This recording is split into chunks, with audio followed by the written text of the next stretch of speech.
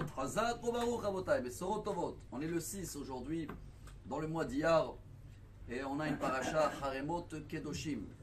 Paracha avec beaucoup des messages personnels, parce qu'on est dans le conte du Homer et en général, souvent on veut réparer les autres, mais dans la paracha il y a beaucoup des, je ne vais pas dire des phrases, c'est des sujets tellement importants qu'il n'y a pas mieux de répéter l'histoire que tout le monde connaît, hein, avec le rabbin Moshe Feinstein. Zecher Tzadik Livracha, vous avez tous entendu parler de lui, c'était le grand rabbin. Toute la communauté juive en Amérique après la Shoah, elle était basée sur des milliers de réponses, des livres qu'il a écrits, Grotte Moshe, Darke Moshe, décédé à 86. Et une fois, le téléphone sonne vendredi, juste avant Shabbat, c'est son petit-fils qui répond. Il dit bonjour, il y avait une personne qui était un peu âgée, une dame. Elle dit, est-ce que je peux parler au Rav? Il a dit, excusez-moi, il se repose, est-ce que c'est urgence? Elle a dit, oui, je dois absolument savoir à quelle heure rentre Shabbat. Alors le petit-fils, il dit, excusez-moi madame, il y a des calendriers, il y a ce qu'il faut. Elle a dit, comment? Ça fait 30 ans que le rabbin, tous les vendredis, c'est lui qui me répond à ce téléphone. S'il vous plaît, allez le réveiller.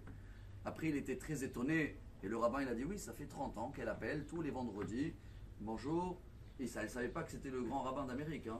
Elle croyait que c'était le... Vous connaissez, à l'époque, il y avait un numéro, tu appelles pour savoir quelle heure il est. Alors, ils ont donné ça comme info rentrée Shabbat. Et cette femme, pendant 30 ans, elle a appelé info rentrée Shabbat au grand rabbin de l'Amérique. Qu'est-ce qu'on apprend de là, chers amis?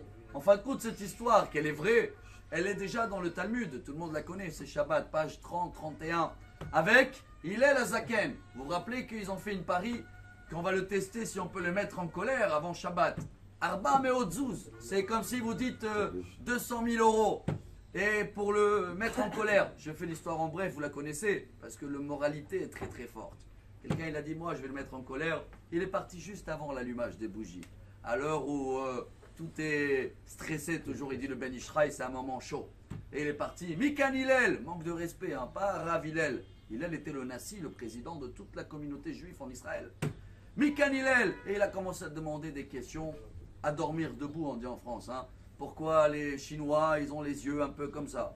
Et pourquoi les Africains, ils ont des pieds larges? Et Hillel, il le répond gentiment. Il lui dit, oui, les Africains, ils sont dans le désert. Et après une demi-heure, il retape dans la porte. Bonjour, Hillel, il est où Hillel? Et à la fin, juste avant la rentrée de Shabbat, il a tout essayé. Il a vu qu'Hillel, il a pris le temps. Il a répondu calmement.